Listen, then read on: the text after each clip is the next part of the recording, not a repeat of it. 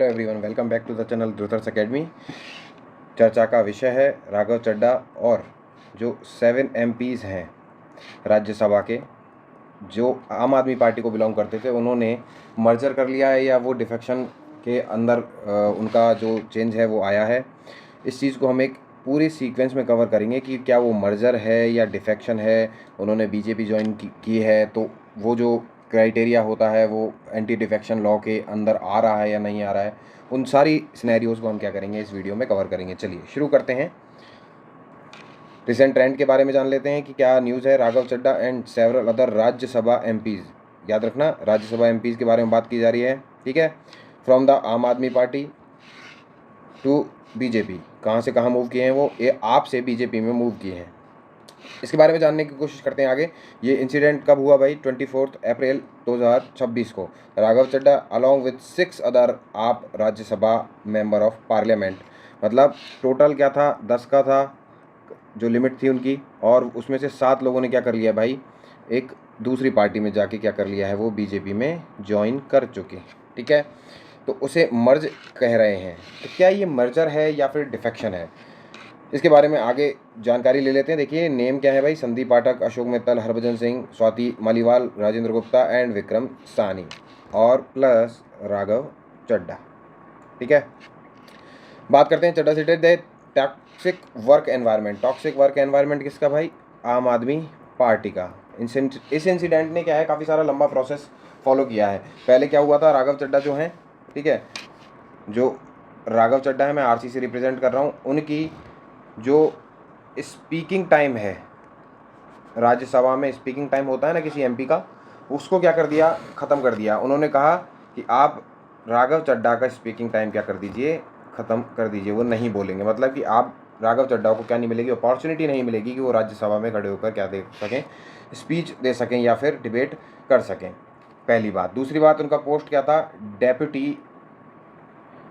के पोस्ट पर वो क्या थे भाई, उन्होंने डेप्यूटी की पोस्ट ले रखी थी।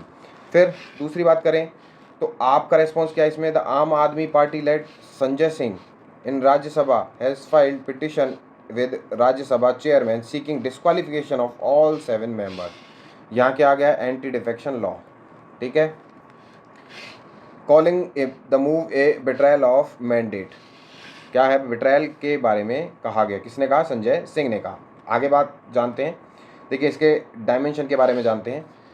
2/3 का रूल है, हम जानते हैं इस चीज़ को, ठीक है, कि 2/3 मेंबर्स अगर स्विच कर रहे हैं किसी दूसरी पार्टी में तो हम उसे क्या कहेंगे, उसे मर्जर कहेंगे। लेकिन आम आदमी पार्टी के जो लीडर हैं वो कह रहे हैं कि इसमें हमारा उनका सपोर्ट नहीं है कि वो लोग दूसरी पार्टी में मूव कर रहे हैं, तो हम इस मूवमेंट को क्या नहीं कर रहे हैं, सपोर्ट नहीं कर रहे हैं। Under the current law, an MP does not face disqualification if at least 2/3 of the members of their legislative party agree to merger with another party, ठीक है। तो 7 में से 10 में से 7 लोगों ने क्या किया भाई, मर्जर कर लिया है। 2/3 का क्राइटेरिया तो क्या हो रहा है, यहाँ सेटिस्फाई हो रहा है। Switch they claim protection under this provision. Merger और डिफेक्शन के बारे में जान लेते हैं भाई। आर्ग दैट बिकॉज ऑफ क्या 2/3 की जो मेजोरिटी है वो क्या हो रही है, यहाँ सेटिस्फाई हो रही है, तो ये डिफेक्शन की कैटेगरी में नहीं जाएगा। थ्रेश होल्ड जो है वो सेटिस्फाई हो रहा है। It constitute a legal merger of legislative party. Clear है ये चीज़? आगे बात करते हैं फिर।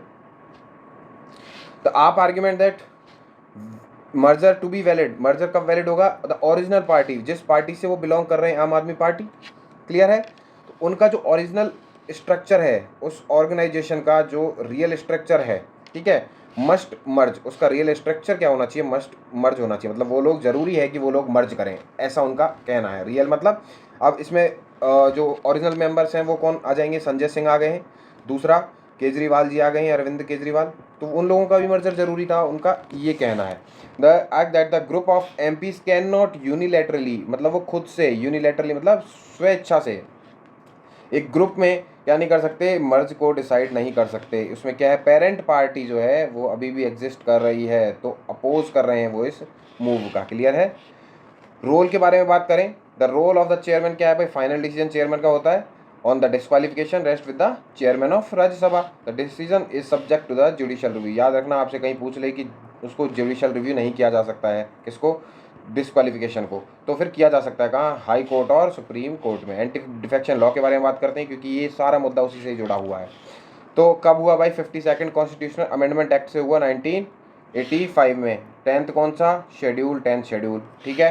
To prevent political floor crossing, floor crossing का मतलब आप अगर मर्ज कर रहे हैं, ठीक है, होता क्या था कि bargaining of member of parliament होती कि भाई एमपी, कुछ एमपी निकल के कहाँ दूसरी पार्टी को क्या कर लिए हैं भाई, ज्वाइन कर लिए हैं, तो उनका क्या हो गया भाई, मेजॉरिटी हो गई, तो वो क्या होगी, गवर्नमेंट इधर, दूसरी साइड जो गवर्नमेंट है वो क्या हो जाएगी भाई, फेल हो जाएगी।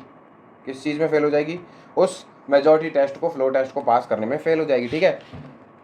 मैंने अभी आपको बता रहा था 10th शेड्यूल का पार्ट है, तो provide stability to the governments की भाई 2/3 मेजोरिटी, मतलब 2/3 लोगों का जाना क्या है, मैंडेटरी है।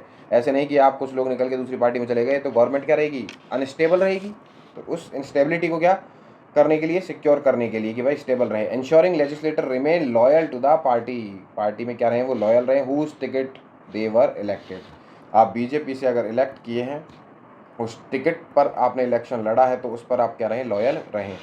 ग्राउंड्स की बात करें तो डिस्क्वालिफिकेशन के वॉलंटरी गिव अप है। If an elected member voluntary give up the membership of the political party, वो अगर मान लीजिए किसी XYZ पार्टी का उसने मेंबर है और उसने मेंबरशिप क्या कर दी भाई, वॉलंटरीली क्या कर दी है, गिव अप कर दी है, तो वो क्या हो जाएगा, डिस्क्वालिफिकेशन हो जाएगा। वॉयलेशन ऑफ विप, विप अगर जारी की है पार्टी ने, पार्टी के आला कमान ने, और वो उसको फॉलो नहीं कर रहा है, ठीक है, तो ए मेंबर वोट्स एब्सटेन, मतलब अगर वो विप जारी की है और उसके अपोजिट साइड अगर वो वोट कर रहा है, पार्टी एक साइड वोट कर रही है और वो अलग एक साइड वोट कर रहा है, तो क्या हो जाएगा, डिस्क्वालीफाई हो जाएगा।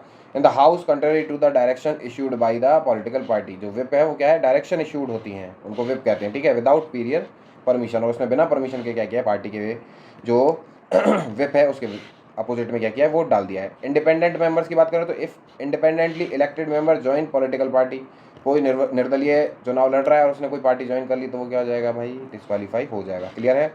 आगे बात करते हैं नॉमिनेटेड मेंबर्स के बारे में। If A nominated member join A party after 6 months of taking seats, 6 महीने के बाद जब वो इलेक्ट हो चुके हैं उसके बाद अगर कोई नॉमिनेटेड मेंबर है, याद रखना नॉमिनेटेड की बात कर रहे हैं, ठीक है, नॉमिनेटेड मेंबर अगर 6 महीने बाद कोई पार्टी ज्वाइन कर लेता है तो उसके भी क्या हो जाएगा, वो डिस्क्वालीफाई हो जाएगा। एग्जाम्पशंस की बात करें तो 91st कॉन्स्टिट्यूशनल अमेंडमेंट था, पहले 1/3 कहा गया था, उसके बाद कहा गया नहीं ये तो मामला बहुत गंभीर होता जा रहा है, तो फिर क्या गया, ओरिजिनली स्प्लिट बाई 1/3। वो क्या होता है, 1/3 जो था वो मेंबर वॉज अलाउड, कब थे भाई, जब अमेंडमेंट ये एंटी डिस्क्वालिफिकेशन जो लॉ है वो आया था, ठीक है। तो फिर क्या हुआ, हाउएवर 91st जो कॉन्स्टिट्यूशन अमेंडमेंट है डिलीटेड दिस, उसने क्या किया, 91st कॉन्स्टिट्यूशन अमेंडमेंट ने जो 1/3 की सीलिंग थी उसको डिलीट किया और क्या कहा, 2/3 हो गया मेजोरिटी, ठीक है। Making a merger involving at least 2/3, अब 1/3 से मेजर नहीं होगा मर्जर, अब मर्जर किससे होगा, 2/3 से मर्जर होगा, ठीक है। Way to switch parties without losing legislative membership. Clear है।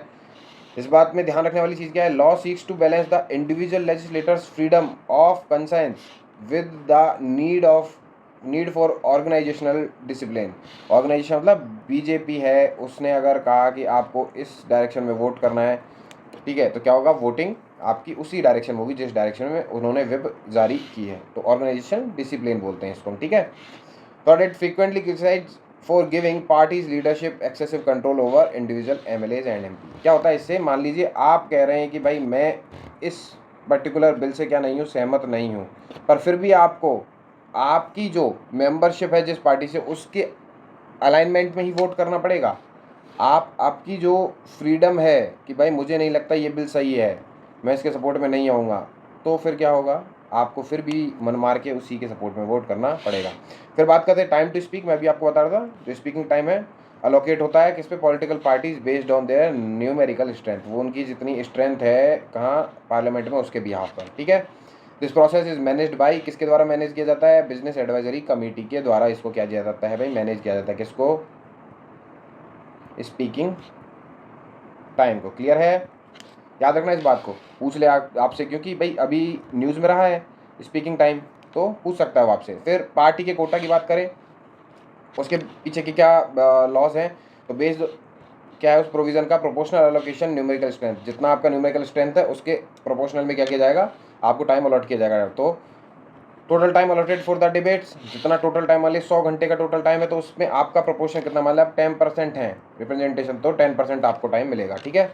Divided proportionally among the parties, larger parties BJP Congress receive the majority of the time. Clear है ये बात आपको?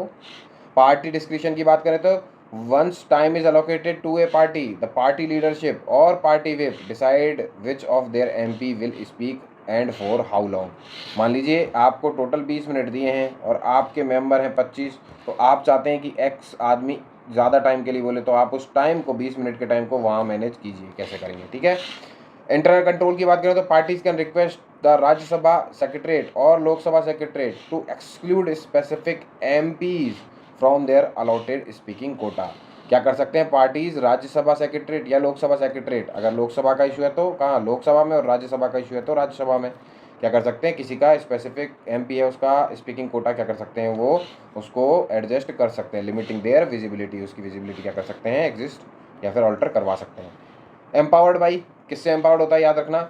Time is not guided by a specific law. याद रखना कि भाई speaking Kota जो है, ठीक है, वो किसी लॉ के अंडर नहीं आता है। क्या है भाई ये क्या है? पार्लियामेंट्री कन्वेंशन है और रूल ऑफ प्रोसीजर की, रूल ऑफ किस रूल और किस तरह पार्लियामेंट की प्रोसीडिंग्स क्या होंगी, वर्क करेंगी, और पार्लियामेंट्री कन्वेंशंस क्या है, उसके बिहाफ पर क्या किया जाता है, इसको मैनेज किया जाता है।